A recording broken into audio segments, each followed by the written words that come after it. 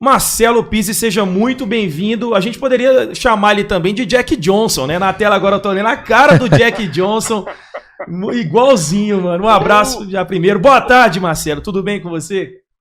Boa tarde, Virjão. Boa tarde, Big. Espero que vocês estejam me ouvindo direitinho. Tudo certinho. Jack Johnson ou Zidane, cara. Também é uma. Zidane. É verdade. É. É que eu tô ficando mais velho, cara.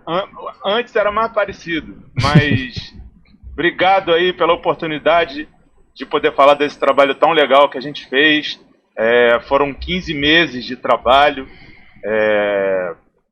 De muito bastidor dentro do Cruzeiro, desde que o Ronaldo, lá em dezembro de 2021, começa a namorar, né, essa ideia de ser acionista majoritário do Cruzeiro, a própria implementação da SAF, né, que é o nosso ponto de início do documentário. Mas vamos falar aí sobre como foi fazer esse filme em 4 episódios, né, que é a série A Virada, que que depois de ser exibido no Sport TV, na sexta-feira, ele fica no Globoplay para quem quiser ver depois.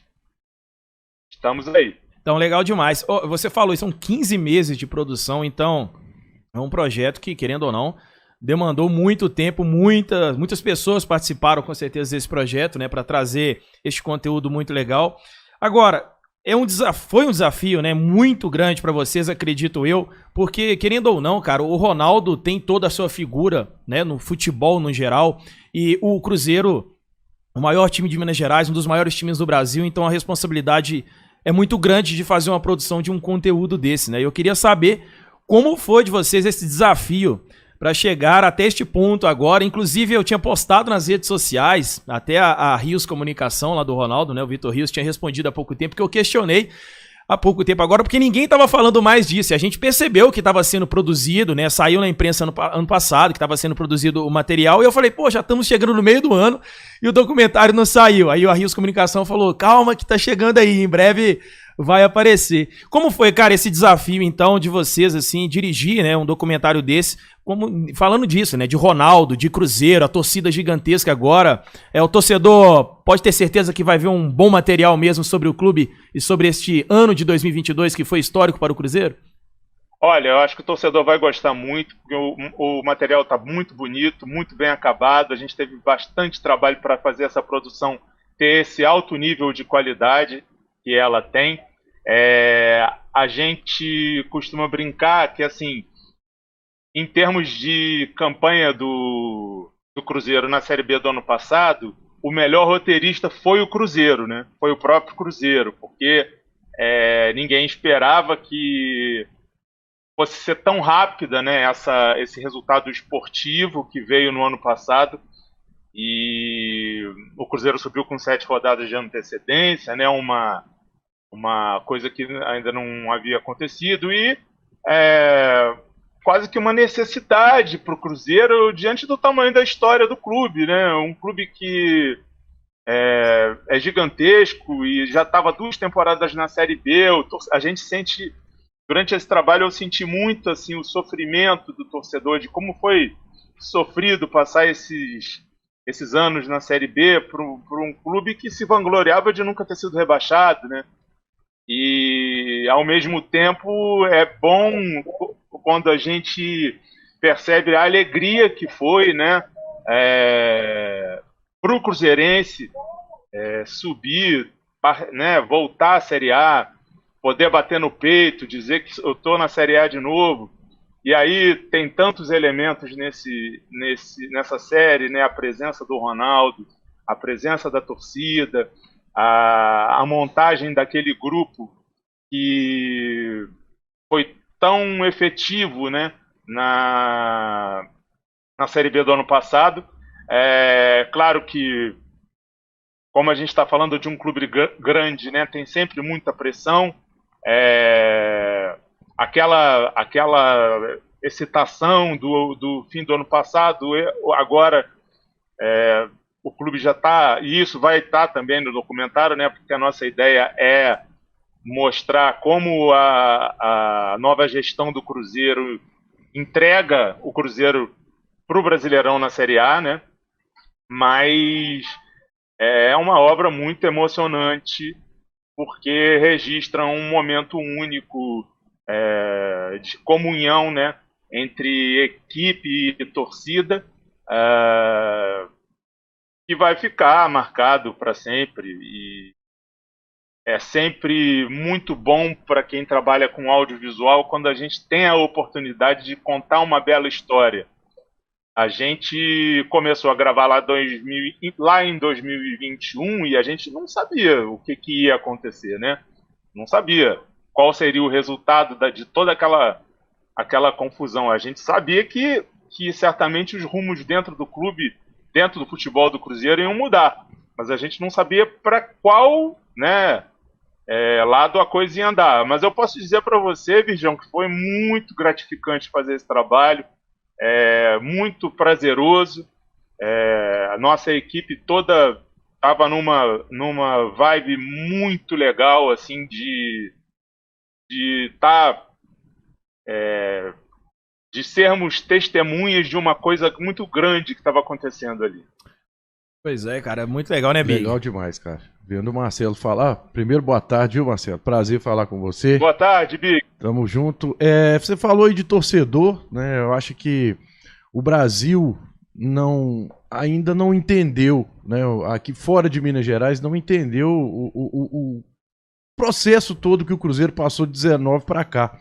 E vocês estiveram muito envolvidos nesses últimos 15 meses com isso, né? E nós falamos aqui todo dia de torcedor para torcedor. Eu queria que você falasse um pouco para esse torcedor. Eu acho que vai ser o cruzeirense e também outros torcedores, né, que vão ter interesse de assistir esse documentário. O que a gente pode esperar nesse episódio, nesse primeiro aí? Esse primeiro episódio que vai passar hoje, já dá uma ideia pra gente, porque os comentários aqui, as análises estão sendo feitas entre os torcedores. É que tem todo mundo muito curioso para saber como começou isso tudo. Você pode falar alguma coisa pra gente? Esse claro. Início. Eu acho que, assim, não só sobre o primeiro episódio, mas em termos da série toda, a gente teve um lado tem um lado que é muito interessante, que é o do bastidor, que o torcedor muitas vezes não tem acesso. A gente estava pelo lado de dentro, vendo a coisa acontecer.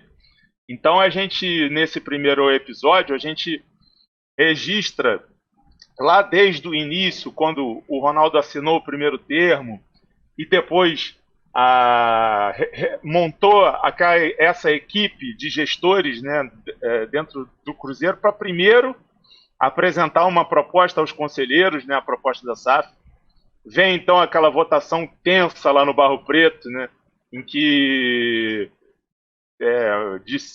disseram até que conselheiros receberam ameaças de morte para não irem votar, e enfim a SAF é aprovada, né? E então já se vinha realizando um trabalho de mapeamento do tamanho da dívida do Cruzeiro, né? É importante a gente lembrar que a equipe da SAF, o Gabriel Lima, o Pedro Martins, toda essa turma, eles tiveram que mergulhar num buraco negro ali, primeiro para saber qual era o tamanho da dívida, qual era o tamanho do problema, né? E a mentalidade da SAF do Cruzeiro sempre foi ter os pés no chão, né? Inclusive até no início desse ano a filosofia está sendo mantida, né? Então a gente mostra todos esses bastidores de como foi reorganizado ali o funcionamento do departamento de futebol. A gente tem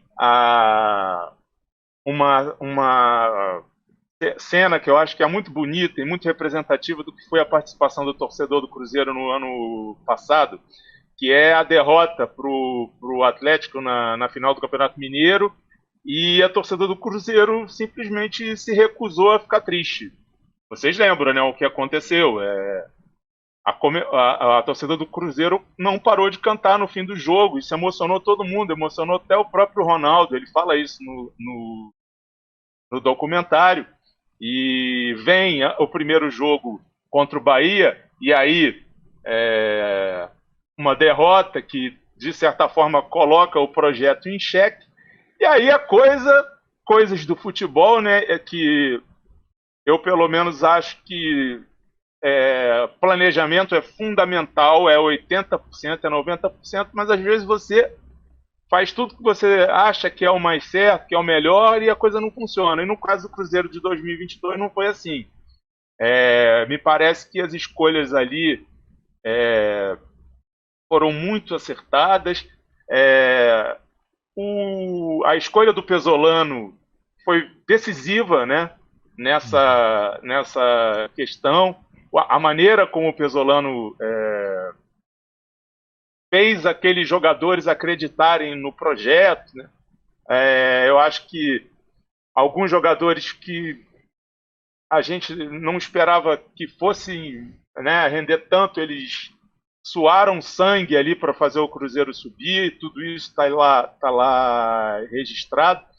E de maneira geral é isso. Esse primeiro episódio ele vai mostrar todos os bastidores de como é que foi essa reconstrução inicial ali do Cruzeiro, falando um pouco também do que aconteceu desde 2019, né? Que foi um ano em que, se você perguntasse para qualquer cruzeirense se o Cruzeiro teria alguma chance de ser rebaixado, eu acho que é difícil achar alguém que pudesse falar alguma coisa nesse sentido. E foi um susto, né, para o torcedor. Vem aquela reportagem do Fantástico, que é super esclarecedora, do Rodrigo Capello e da Gabriela Moreira, né, que mostra ali, talvez tenha sido o primeiro baque, né, para o torcedor do Cruzeiro, do tamanho do rombo, do que estava acontecendo ali nos bastidores, que esportivamente até ali, então, o clube estava indo bem, né? E aqui culmina com o rebaixamento do Cruzeiro no fim de 2019, né? Mas é isso, eu acho que o torcedor vai gostar, vai se sentir bem representado e tem muita emoção, cara. Tem muita emoção nesse primeiro episódio. Ô Marcelo, dentro do material que a gente estava lendo aqui também, de um release sobre isso, em uma entrevista, você tinha falado que o material também conta com alguns obstáculos encontrados aí pela equipe, né, de gestão do Cruzeiro ao assumir o clube com essa dívida bilionária, né? E também tem a questão do processo de desenvolvimento das SAFs, né? Que, querendo ou não é só o Cruzeiro foi o pioneiro nisso aqui no Brasil, mas a gente tem exemplos aqui também como o Vasco, o Bahia e o Botafogo, né? Sob esse contexto aí de profissionalização do futebol. E como foi participar disso e a que ponto que o torcedor do Cruzeiro vai poder ter um comparativo, o que ele vai perceber em relação a essas outras SAFs, porque é uma dúvida, acho que de muitos, principalmente desses torcedores, de como é o trabalho de cada SAF. A do Cruzeiro a gente percebe que ela é muito mais austera do que algumas, como foi no caso do Botafogo quando chegou com o John Textor fazendo altos investimentos, né? É diferente do que o Ronaldo chegou agora e tá fazendo uma limpa primeiro, ainda não teve esse alto investimento que o torcedor tanto espera, por isso que atualmente ainda aparece algumas críticas da torcida, né? Mas que ano passado deu certo e foi até muito importante isso. O Cruzeiro não precisou fazer tanto investimento para ter um resultado. O que o torcedor vai poder, do Cruzeiro, né? Ele vai poder ver de comparativo em relação às SAFs. E eu queria saber a sua opinião também, como foi participar deste bastidor em cima de uma SAF, que é algo novo no futebol brasileiro. Sim, a gente tem uma segunda linha narrativa, né? Que mostra a história da SAF no Brasil, né? Desde quando a lei da SAF foi assinada. E mostra também outros clubes que optaram por esse modelo de organização diferente do modelo associativo, né? Vasco, Botafogo, no caso, né, foi o primeiro, depois vem o Vasco, o Bahia de maneira um pouco mais tardia, mas a gente percebe que são modelos diferentes de organização, mesmo em se tratando da SAF. Claro, a SAF ela tem uma série de obrigações que vêm da própria lei, mas os modelos de gestão eles são diferentes. Como você mesmo falou, o Textor, no Botafogo, ele já chegou com um aporte de dinheiro muito grande, foram 65 milhões de reais. O Botafogo foi o clube que mais fez contratações na primeira janela do ano passado, né? O Vasco também com um pouco esse perfil de alto investimento inicial com a 777, né? E o Bahia que se une, que ainda está um pouco cedo para a gente falar em termos de SAF do Bahia, porque ela foi concretizada no fim do ano passado. É o Grupo City, é um dos maiores grupos de investidores de futebol do mundo, né? Mas eu acho que o torcedor do Cruzeiro vai poder perceber como é que as pessoas trabalham diferente dentro desses. E eu posso te dizer que são 4 modelos completamente diferentes de gestão, e que a do Cruzeiro, como a gente disse, é um modelo de gestão que tem mais os pés no chão e é muito planejado. Quando vocês assistirem a série, vocês vão perceber que a turma do Gabriel Lima lá, eles são muito organizados em termos de metas, né? Eles tiveram uma meta do ano passado que era o acesso. Esse ano eles têm uma meta diferente, já que é fazer um bom Brasileirão. Eles falaram que vai ficar no metade do campeonato desse ano. Já ouvi só a matéria ontem, vai ficar em 12º e tal. Já é diferente o pensamento, né? É a expectativa deles, assim. Não é chegar agora nessa Série A, logo depois do Cruzeiro voltar, e já ser campeão. E nisso eu acho que eles são muito transparentes, assim. Vocês vão ver que na série eles falam isso muitas vezes. Eu acho que ainda é um pouco cedo para a gente dizer qual é a melhor SAF do Brasil. Eu acho que teve o melhor resultado esportivo foi a do Cruzeiro, né? Acho que isso não tem como negar, e em um tempo tão rápido, né? Mas eu acho que dá para dizer sim que a organização e a profissionalização do futebol brasileiro é uma onda que vem e que foi puxada pelo Cruzeiro e que cada vez mais vai ter outros adeptos, né? Eu acho que assim, o Cruzeiro começou o que pode ser uma revolução do futebol brasileiro, né?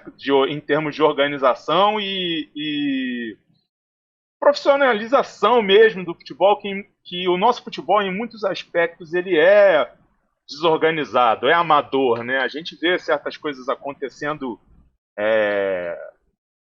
fora e dentro de campo, né? E é importante perceber que esse tipo de movimentação aconteceu e está acontecendo, e que aconteceu de maneira pioneira no Cruzeiro, né? A partir do momento que o Ronaldo chegou lá.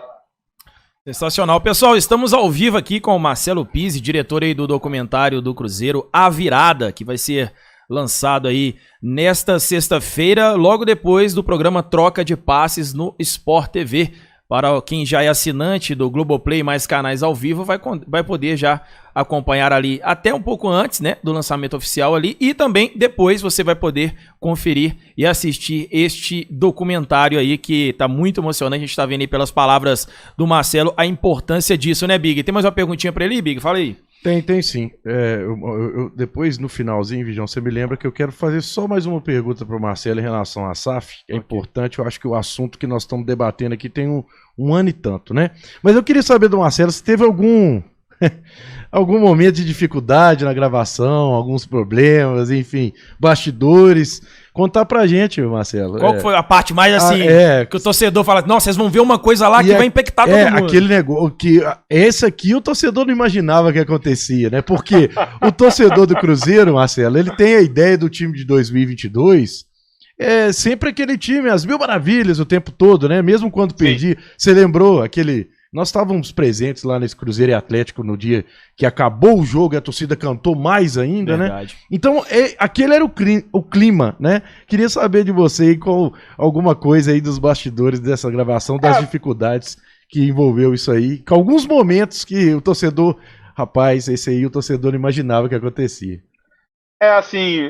Eu posso te dizer que de maneira geral a gente foi muito bem acolhido por todo mundo que recebeu a gente aí nessas gravações que a gente fez pelo Brasil inteiro, principalmente em BH, né? Dentro do Cruzeiro. A gente tem muito bastidor que o torcedor vai gostar de assistir, porque a gente tinha câmeras dentro do vestiário, câmeras, e assim, Existe um momento a partir do qual a coisa se torna mágica, que é quando os jogadores e a comissão técnica esquecem da câmera, né? Sim. Quando eles esquecem que estão sendo filmados e são naturais e são realmente eles, né? Então eu posso dizer que tem muitos momentos assim. Para quem já assistiu aos teasers que o próprio Cruzeiro divulgou e a gente mostrou por aí, tem coisas que eu acho que são meio óbvias, né? Como, por exemplo, o temperamento do Pesolano, né? Cenas que... Que ele não era marketing, não? Não. Não. Porque tem gente que às vezes estava achando que já era marketing, né, velho? Ele tá querendo, porque ele estudou a torcida, ele estudou tudo mais. Mas já chegou lá no Real Valladolid, já tá desse jeito também. Ele foi expulso, não foi, já não? Foi expulso, né? Foi expulso. É loucura. O homem chegou lá e foi expulso já. Quer dizer, assim, eu tenho uma coisa que é importante do trabalho do Pesolano, que é essa maneira dele se comportar, que funciona num sentido positivo porque motiva os jogadores, mas também tem esse lado negativo, né? Em determinado momento ele pede desculpas aos jogadores e diz que não vai mais fazer isso, e no jogo seguinte ele é expulso. Então a gente tem isso tudo registrado. Eu posso dizer que tem uma briga, tá? Eu não vou dizer quais são os jogadores envolvidos na briga, mas é uma briga bem feia, tá? No jogo contra o Operário. Quem assistir amanhã na sexta-feira vai poder já ter uma ideia, tá? Porque tem um teaser de entrada ali do episódio que mostra detalhes dessa briga. Tem momentos de indefinição ali na própria temporada, porque chegou um momento em que o acesso estava... né? Todo mundo sabia que o Cruzeiro ia subir. Era uma questão de tempo, né? Uhum. E isso acaba gerando um certo relaxamento, né? Natural do ser humano, né? E o grupo do Cruzeiro começou ali a engasgar e o acesso matemático não chegava e deram um jeito de motivar, né? A galera com reuniões e com uma bela palestra do Pesolano que vocês vão poder ver nos episódios que vem por aí. Bronca do professor, né? Agora, você falou de motivação, né? Muito importante a gente destacar isso, tudo que aconteceu. Tem a motivação do Pesolano, do Ronaldo, tudo que se envolveu ali, mas eu acho que a principal motivação sempre no futebol vai ser a torcida, para qualquer time. A do Cruzeiro é mais importante ainda, principalmente do que aconteceu, né? O torcedor não abandonou o clube em nenhum momento, onde muitos achavam que isso iria acontecer quando o Cruzeiro chegou a viver a sua pior era da história, né? Desde o rebaixamento em 2019, vivendo um ano atípico em 2020 e 2021, vivendo um ano de glória em 2022, mas não na glória que a gente está acostumado, né? Conquistar um título de Série B não estava dentro da expectativa de um torcedor cruzeirense. Mas, Marcelo, qual foi, cara, o momento, dirigindo todo esse documentário A Virada, aonde foi a virada mesmo que vocês perceberam da torcida do Cruzeiro junto com o time? Quais foram os jogos, quais foram os momentos ali? Você deu um exemplo no caso do Cruzeiro e Atlético Mineiro, né, no Campeonato Mineiro, mas dentro da Série B ali mesmo, ou durante toda a temporada, onde vocês perceberam que a torcida do Cruzeiro foi fundamental nesta conexão e que os jogadores mesmo lá dentro, nos bastidores da gravação, vocês perceberam e falaram, caraca, velho, essa torcida aí, quando ela tá unida, o bicho pega, velho. Olha, tem um momento que pra mim é muito importante. Eu acho que esse momento aí do Campeonato Mineiro, ele é importante porque ele é, de certa forma, uma apresentação do que seria o comportamento da torcida naquele ano. Mas um momento que, pra mim, é incrível, é a derrota pro Fluminense na Copa do Brasil, no jogo de volta, 3-0. Para mim ali virou a chave total, porque a torcida viu, naquela época, se vocês lembram, o Fluminense tinha um bom time, e o Cruzeiro jogou de igual para igual, né? Assim, desandou ali depois no segundo tempo e tal, e bom, a diferença de elenco ali, eu acho que fez o placar, né? Mas no fim do jogo, a manifestação da torcida do Cruzeiro foi linda. Foi linda. E, assim, foi como se a torcida dissesse para o grupo assim: olha, a gente entendeu que vocês podem fazer o que é o mais importante esse ano, que é subir. Perder para o Fluminense, óbvio, todo torcedor quer avançar na Copa do Brasil, até porque a Copa do Brasil é a competição mais rentável do país. E se tem uma coisa que o Cruzeiro precisava e precisa nesse momento é de dinheiro, de investimento, de receita, né? Vamos falar assim, né? Mas ali, na minha opinião, eu acho que foi o ponto de virada, o grande ponto de virada, assim, porque a gente às vezes pensa assim, o jogador ele tá um pouco alheio àquilo ali, sabe?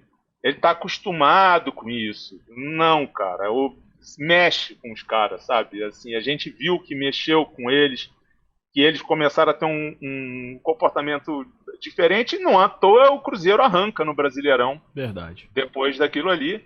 E participando do dia a dia ali, a gente sente como as coisas estão, como era essa sinergia entre a torcida do Cruzeiro e os jogadores. Todo mundo comprou o projeto, é como se fosse um acordo, né? Um acordo que não é um acordo formal, mas é assim, vamos apoiar até o fim e os jogadores ao mesmo tempo, vamos dar o sangue até o fim. Sensacional, engraçado que ele traz um ponto, né, Big, chave, porque o time do Cruzeiro não era tão bom, a gente percebia que era frágil tecnicamente, e a torcida fecha com o clube, e isso faz a diferença com os jogadores, faz a diferença com toda a direção e tudo mais, e foi o ponto-chave, né? E é o que vivemos hoje, né? O torcedor também insatisfeito no momento, né? Inclusive, se quiser continuar a parte 2 dessa virada, né? Tem a revirada agora, porque o Cruzeiro precisa se revirar por causa do momento que tem passado em 2023, né? Você falou foram 15 meses, né, de construção, então foi até quando mesmo? Foi até a batida do acesso ou teve algo ainda neste ano de 2023? Não, tem algo aqui no início? A gente vai mostrar também todo o processo de reestruturação em 2023, né, do elenco, a disputa do Campeonato Mineiro, e a série termina temporalmente no último jogo contra o Corinthians, quando o Ronaldo foi à arena do Corinthians, né? E a gente sabe que é um momento em que o torcedor está insatisfeito, né? Que realmente, mas ao mesmo tempo a gente sabe que é um novo desafio, né? O terreno é outro, né? O Cruzeiro está jogando a Série A. E assim, mas dá para esperar muita coisa boa.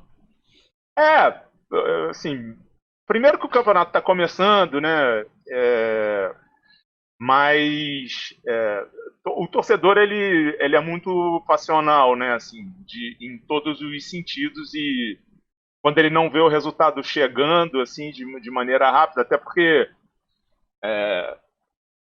ele se espera sempre um degrau que o clube suba um degrau, né? Então subiu da B para A, que na A faça uma grande campanha. Mas eu acho que ainda tem muita água para passar embaixo da ponte esse ano aí pro torcedor do Cruzeiro. Tem muito pão de queijo para comer, pode, né? Pode só falar. Marcelo, ninguém melhor que você para explicar pra gente algumas coisas em relação ao Ronaldo, né?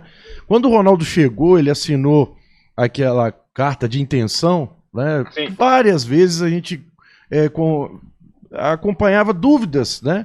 Será que o Ronaldo vai realmente concretizar essa compra? O Ronaldo vai se dedicar? Enfim, e aí começou, depois que o Ronaldo veio aqui no começo do ano, no nosso aniversário, né? Depois que ele se recuperou, né? Que ele pegou o Covid na época e depois ele voltou.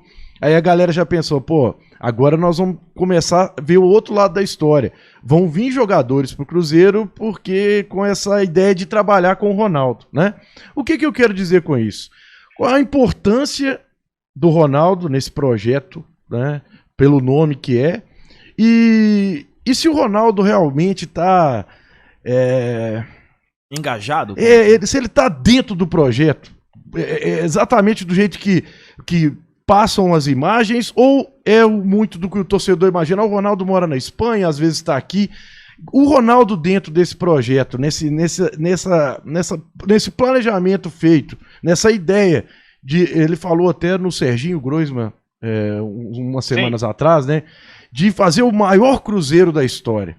Você que acompanhou esses 15 meses, a dedicação do Ronaldo nesse projeto é aquilo que a gente vê dele falando ou ainda falta alguma coisa? Enfim, eu queria que você falasse um pouco pra gente. Eu falo pra gente a torcida do Cruzeiro, que alguns ainda têm dúvida sobre isso. Olha, eu posso dizer que a dedicação dele em termos do projeto do Cruzeiro é total, cara. O Ronaldo é muito preocupado. Tem duas coisas que ele...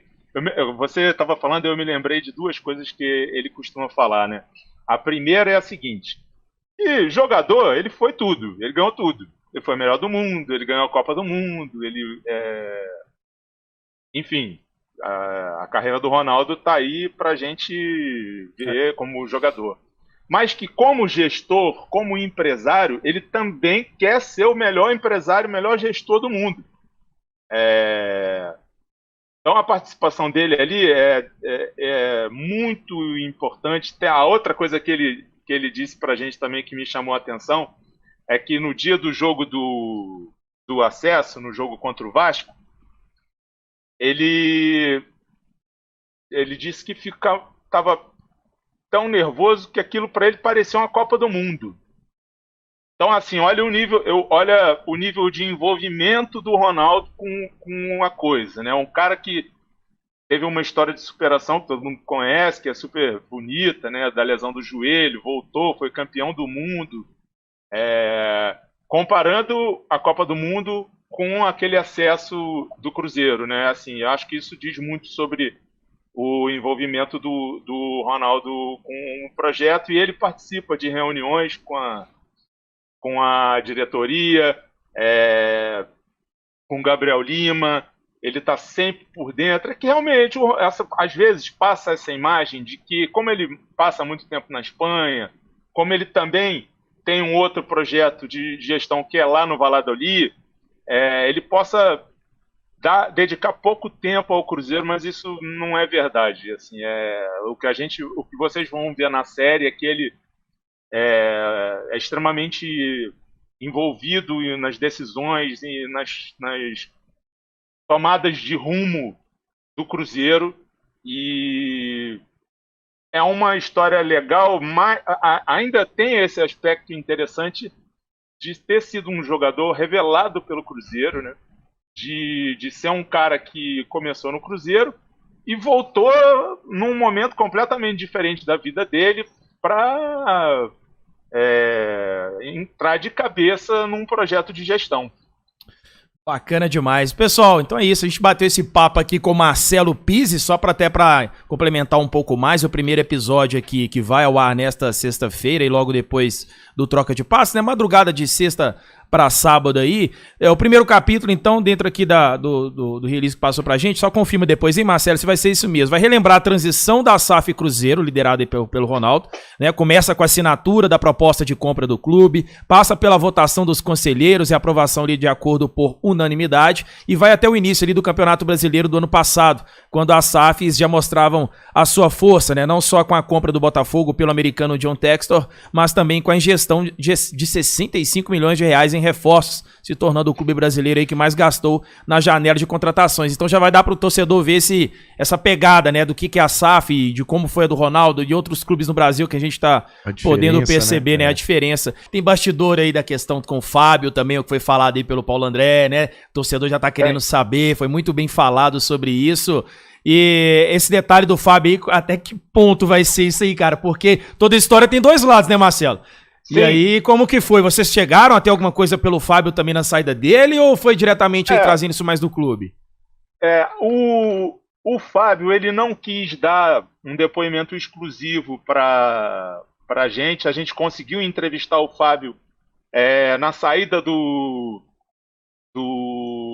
jogo contra o Cruzeiro na Copa do Brasil, que foi um reencontro, né, do Fábio com o Cruzeiro.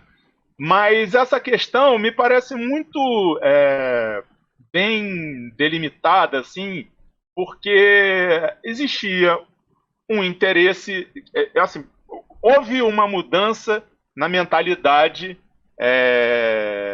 da gestão do Cruzeiro, isso é fato, né?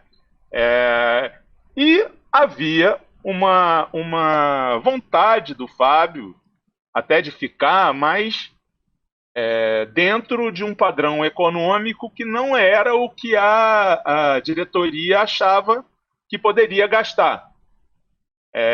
A gente nem precisa aqui falar do tamanho do Fábio na história do Cruzeiro, né? O Fábio é um ídolo gigantesco da história do clube. E naquele primeiro momento foi necessária, a SAF teve que tomar medidas impopulares, como foi a saída do Fábio, como foi a saída do Luxemburgo, né? Mas o Fábio é muito mais marcante porque, assim, enfim, o principal jogador, momento, né? Era o principal jogador dentro do elenco, né? E tudo mais, na história, né? Recente. E naquele primeiro momento, muito torcedor pensou assim, pô, o Ronaldo tá mandando o Fábio embora, teve protesto, né? Teve... eu não, vocês conhecem eu também, não, mas eu também fui contra, eu fiz vídeo, eu fiquei boladaço também, mas depois eu entendi, eu fiquei até assim, tem torcedores que até pegam no meu pé até hoje, porque eu fui contra, mas a gente, porque na hora, né, a emoção do torcedor, né, eu como torcedor do Cruzeiro, a gente acaba sendo muito passional muitas vezes, mas aí entra a razão, e depois eu acho que muitos torcedores hoje perceberam, né, inclusive o Cruzeiro passa por um processo de recuperação judicial, e o Fábio tá entre, né? Dentre alguns dos credores ali. Então, assim, são detalhes também que não. Tem coisas também que não podem ser externadas justamente por isso, né? Questão de processo e tudo mais, e que são sigilosos, às vezes, entre as partes, né? O caso do Fábio, ele é realmente assim um caso de choque entre razão e emoção. A emoção do torcedor que está vendo o seu maior ídolo ir embora, versus os princípios da nova gestão do Cruzeiro, que eram não gastar tanto, diminuir gasto, cortar a folha salarial. E assim, naquele momento parecia uma coisa muito, né, nossa, que impacto teve aquilo. Mas depois acho que o torcedor foi percebendo que aquela medida ela era necessária porque o Cruzeiro precisava se enquadrar num novo planejamento econômico, né? Num novo modelo de estrutura financeira ali que não cabia o Fábio, né? É um processo Mas bem eu acho delicado. que o torcedor do Cruzeiro ainda, apesar de, claro, o Fábio não tá mais no clube, ninguém apaga a história, né? A história não pode ser apagada. Os feitos dele, o que ele fez pelo Cruzeiro, tá tudo escrito, tá tudo registrado. Essa gratidão do torcedor, ela tá viva, ela vai continuar sempre. Exatamente, né? E o tempo cura tudo. É bom a gente saber que essas histórias, quando existem uma quebra dessa, também não tem santinho, não, né? Porque ficam com aquela história, o Fábio poderia... Não, existe essa questão que o Marcelo falou, tinha que acontecer, enfim. E legal que o documentário vai mostrar isso, né? Vai ter vida. problemas tensos como esse, como a gente viu no trailer aí, o Machado, né, tacando coisa no chão, Rafael Cabral, vai ter umas polêmicas de bastidores, e também vai ter muita coisa boa, inclusive tem um documentário que eu já assisti, acho que o Marcelo já deve ter assistido também, né, do Sunderland Até Morrer, que tem na Netflix. Cara, muito bom, é muito sensacional. O torcedor que gosta de futebol, eu sou apaixonado por futebol, eu assisti isso, cara, e é muito parecido com a história do Cruzeiro em certo ponto ali naquela série, né? Os bastidores, o time caindo de divisão e tudo mais. Muito legal, Sunderland Até Morrer, fica a dica aí, mas antes, assistam aí então esta série A Virada. Isso, faz a virada primeiro e depois você vai lá e assiste a do Sunderland pra dar um comparativo. Assiste o Sunderland. Isso, exatamente. Dirigido por Jack Johnson, olha aí. Deixa o Sunderland pra depois. É isso aí. A virada é nossa. Até morrer é o Cruzeiro, não é o Sunderland, não. Ô, Big, pra finalizar, você queria falar mais alguma coisa só pra gente encerrar? Não, eu só queria agradecer mesmo, Bijão, a oportunidade de falar com o Marcelo aqui. Prazer, parabéns pelo trabalho aí. E você pode ter certeza que a torcida tá aqui numa ansiedade muito grande, viu, Marcelo? Muito obrigado. Imagina, eu que agradeço pelo espaço de poder falar de um trabalho tão bonito, tão legal, que vocês vão ter a chance de assistir a partir de amanhã. E obrigado aí muito pela resenha, muito boa. Bacana.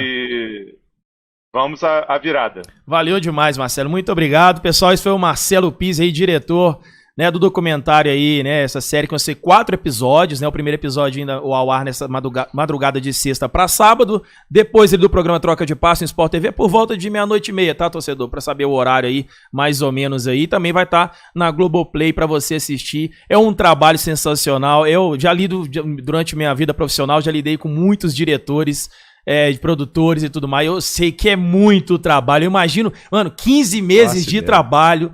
Não foi fácil não, mas valeu a pena e vai valer a pena muito mais ainda depois do torcedor admirando esse trabalho, né? Muito obrigado então, Marcelo, fique com Deus, fique aberto sempre quando precisar, algo relacionado ao Cruzeiro aqui, está o canal Cruzeiro aqui, um dos principais canais da torcida do Cruzeiro aí, estamos comemorando 10 anos aqui de trabalho neste ano de 2023, foi uma honra bater um papo aí com você dentro de um projeto especial, viu? Um grande abraço para você. Agradeço aos amigos. E sucesso aí com a Beyond Films também, essa startup muito boa aí, que fez esse trabalho legal. Valeu, Vitão. Muito obrigado. Um abraço pra você. Valeu. Um abraço.